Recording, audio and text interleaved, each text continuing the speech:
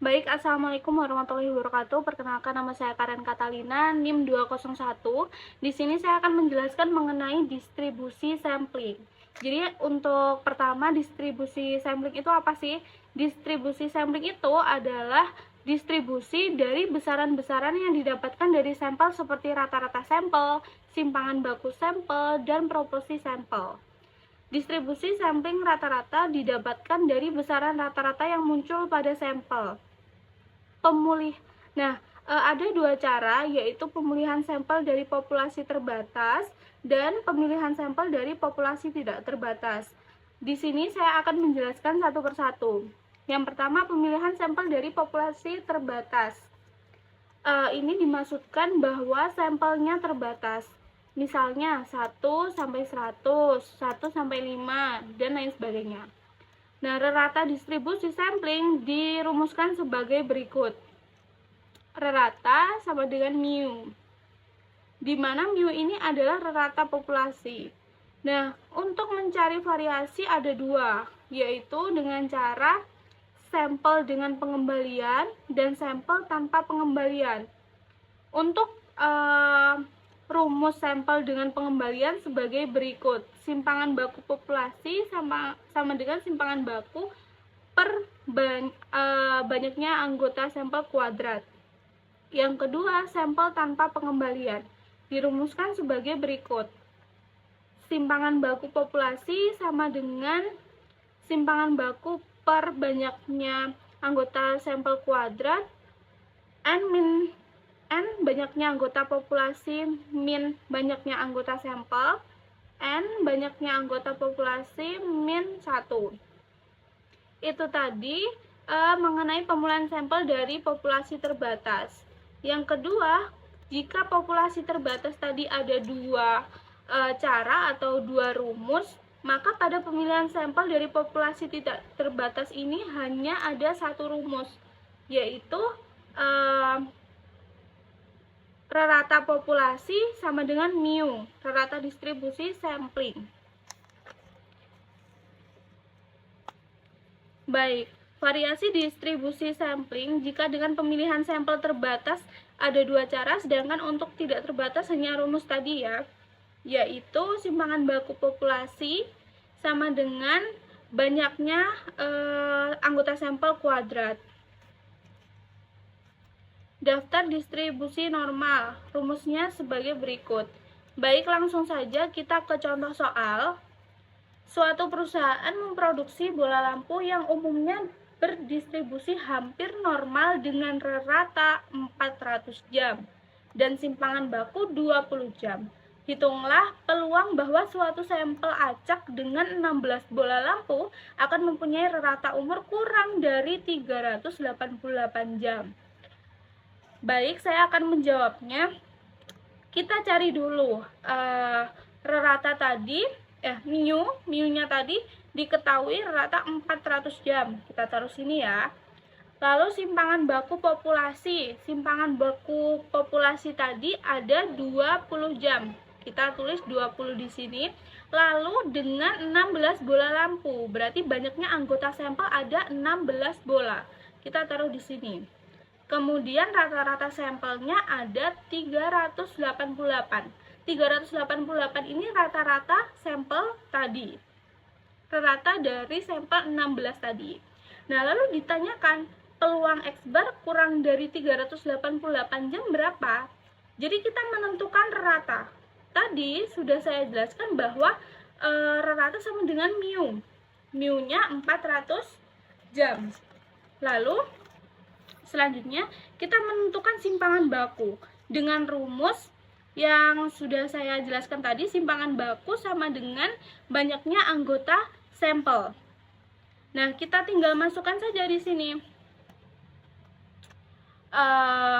Ini simpangan baku populasinya ada 20. Lalu banyaknya sampel tadi ada 16. Kita substitusikan ke rumus tadi, menghasilkan 20 taruh sini, 16 akarnya berapa? Akarnya 4.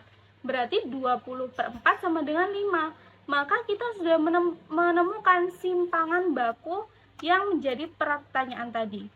Itu tadi materi yang bisa saya sampaikan, ada kurang lebihnya mohon maaf. Selanjutnya akan dilanjutkan oleh rekan saya. Terima kasih.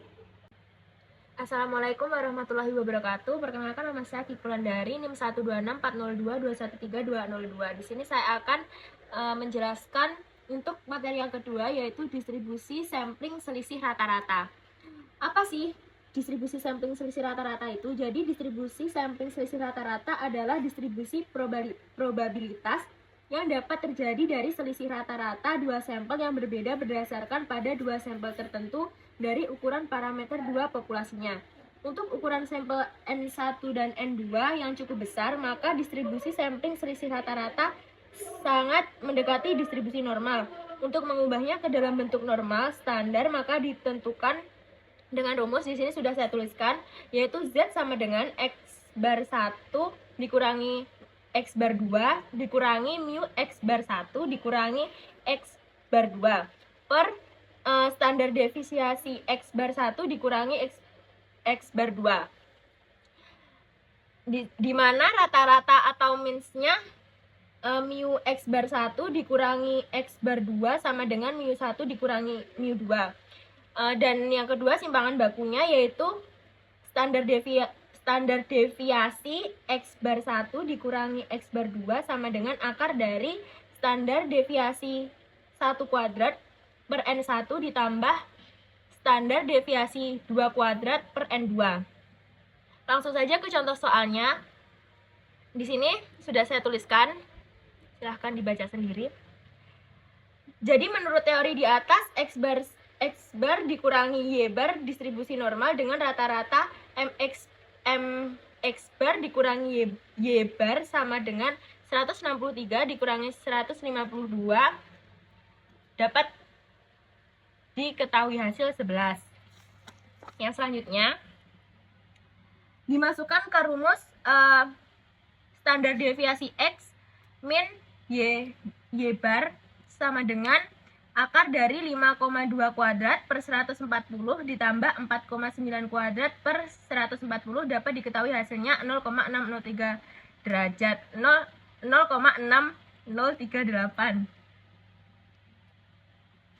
Maka diperoleh, tinggal dimasukkan ke rumus, dapat hasilnya 0,9515. Terima kasih. Baik, selanjutnya saya Muhammad Ali Akbar akan menjelaskan mengenai distribusi sampling proporsi. Perlu diketahui distribusi sampling proporsi adalah distribusi dari proporsi yang diperoleh dari semua sampel sama besar yang mungkin dan dari satu populasi. Misal, populasi ukuran N ada kejadian A sebanyak Y, maka proporsi kejadian A yaitu Pi sama dengan Y besar per N besar. Kemudian diambil sampel acak ukuran N dan ada peristiwa A sebanyak X. Sampel ini menjadi statistik proporsi peristiwa A sama dengan X per N. Maka X per N berdistribusi normal dengan rataan mu X per N sama dengan Pi. Ini untuk menghitung rata-rata. Dan variansinya atau simpangan baku akar Pi 1 per Pi per N dikali N min N per N min 1. Kemudian untuk hasil akhirnya kita menggunakan rumus X per N ini dari peristiwa A tadi, kemudian dikurangi rata-rata dan dibagi simpangan baku. Dan catatan, untuk N lebih dari 5% itu kita menggunakan faktor koreksi. Dan untuk N kurang dari sama dengan 5% tidak menggunakan faktor koreksi. Lanjut ke contoh soal. Di soal, dari suatu pengiriman barang akan terdiri dari 88 barang tidak memenuhi kualitas standar dari 1000 barang yang harus dikirimkan. Jika 75 barang dipilih secara random dari populasinya, berapa besar probabilitas sampel proporsi barang yang tidak memenuhi kualitas standar antara 8% dan 12%. Di sini sudah diketahui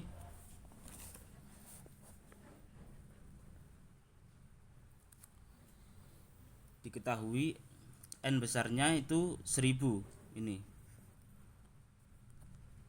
N 1000. Kemudian N kecil ini barang yang dipilih sebanyak 75 dan juga X 88. X sama dengan 88. Dan yang ditanyakan itu probabilitas sampel proporsi barang yang tidak memenuhi kualitas antara 8% dan 12%. Jadi yang ditanyakan probabilitas di sini 8%, 0,08 kurang dari X per N.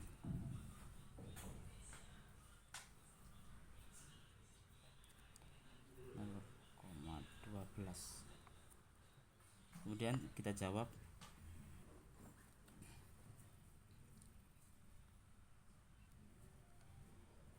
N kecil per N besar sama dengan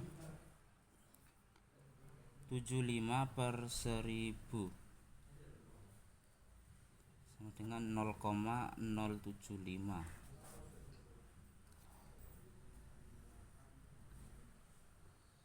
Tadi berarti catatannya 0,075 lebih dari 5%. Berarti kita menggunakan faktor koreksi.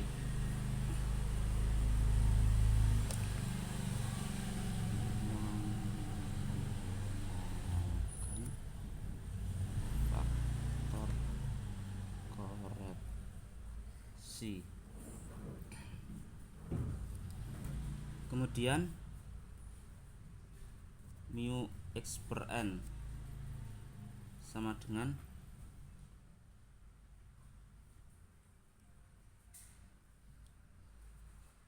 88 per 1000 dengan 0,088.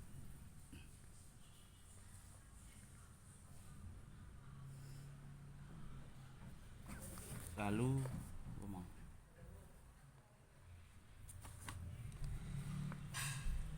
ini rata-rata dan juga simpangan bakunya.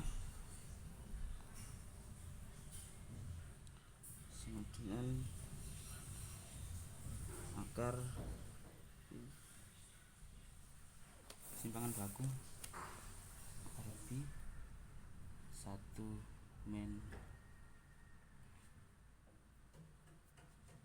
per N dikali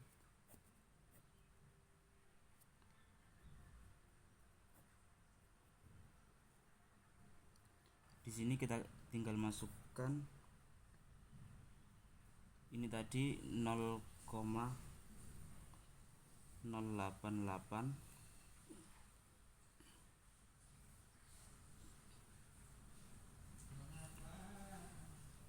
1 min 0,088 dibagi 75 dan dikali akar 1000 min 75 per 1000 min 1.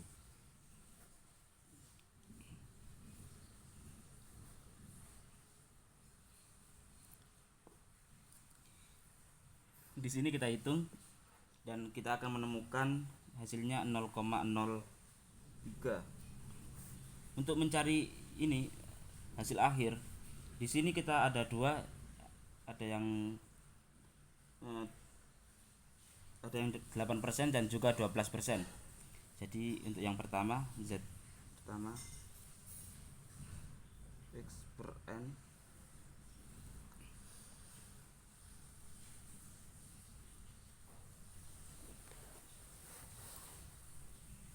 minus mu X per N simpangan baku X per Z pertama 0,088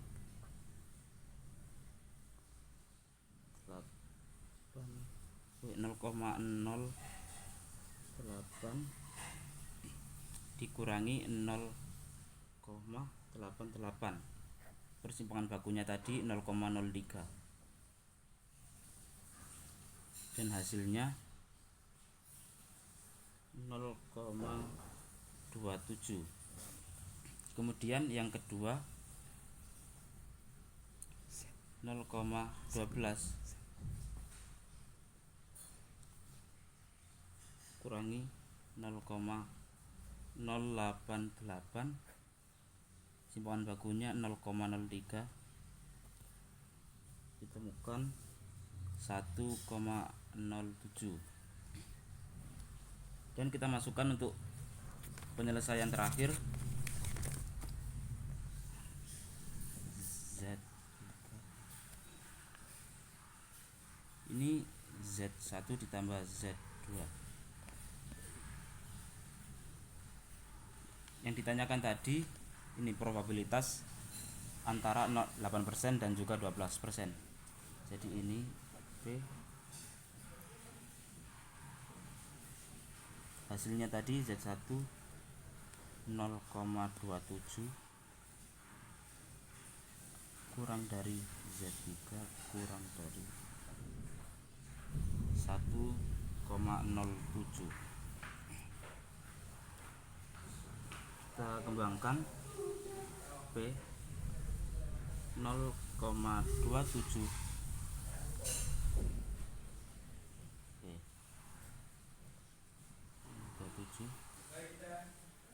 Z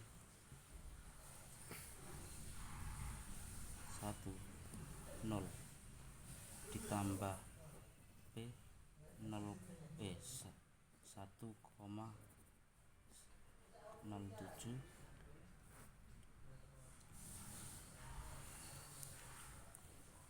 Z2 0.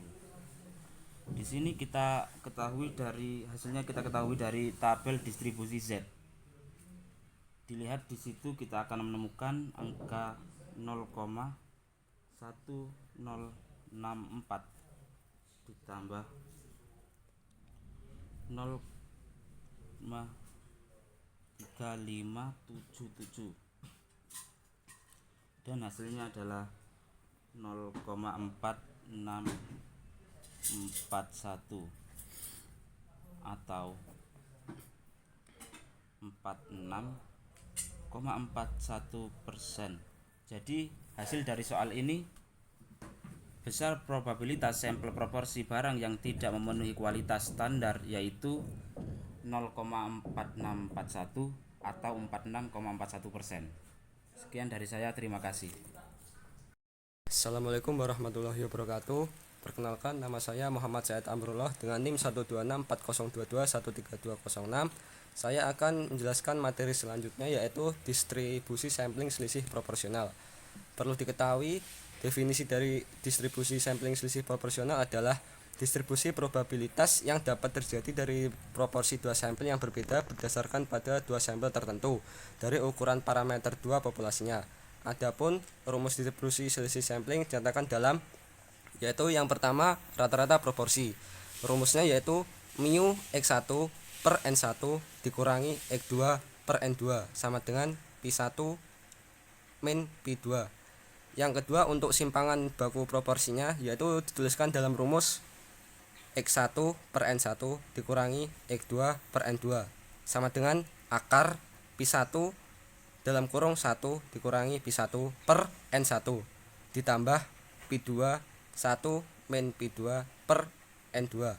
Untuk selanjutnya yaitu distribusi sampling selisih proporsi, ini pun akan mendekati distribusi normal bila ukuran sampel cukup besar. Maka untuk merubahnya menjadi bentuk norma standar diperlukan rumus yaitu Z dalam kurung x1 per n1 dikurangi x2 per n2 dikurangi mu x1 per n1 dikurangi x2 per n2 per x1 per n1 dikurangi x2 per n2. Untuk catatan tambahannya yaitu jika pi1 dan pi2 tidak diketahui dan dianggap sama, maka pi1 sama dengan pi2 sama dengan p sama dengan X1 per X2 per N1 plus N2. Untuk selanjutnya standar bakunya proporsi menjadi X1 per N1 dikurangi X2 per N2 sama dengan akar P dalam kurung 1 min P dalam kurung 1 per N1 plus 1 per N2. Untuk supaya lebih jelasnya kita lanjut ke contoh soal.